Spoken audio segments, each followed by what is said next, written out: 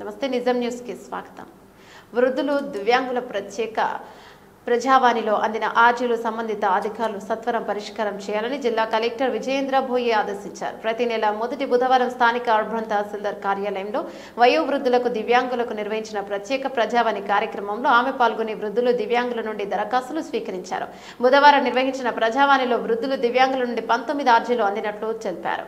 గత నెల ప్రజావాణి సందర్భంగా వచ్చిన సమస్యల పరిష్కారంపై సమీక్ష నిర్వహించారు. గత ప్రజావాణి కార్యక్రమంలో వచ్చిన ఆర్జీలపై ఆయా శాఖల అధికారులతో సమీక్షించారు. వృద్ధులు దివ్యాంగుల ప్రత్యేక ప్రజావాణిలో వచ్చిన ఆర్జీల పట్ల నిర్లక్ష్యం వహిస్తే చర్యలు తప్పవని కలెక్టర్ హెచ్చరించారు. పెండింగ్ దరఖాస్తులు ఆయా శాఖల అధికారులు వెంటనే పరిష్కారం చేయాలని సూచించారు.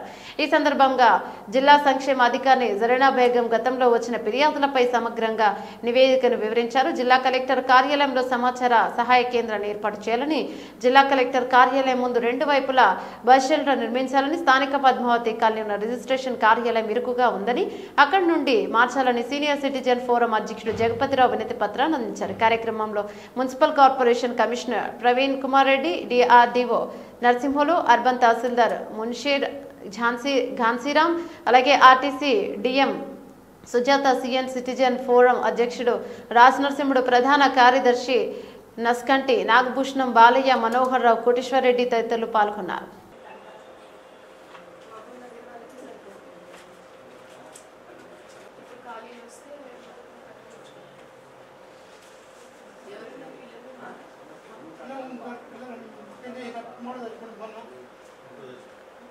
Gracias.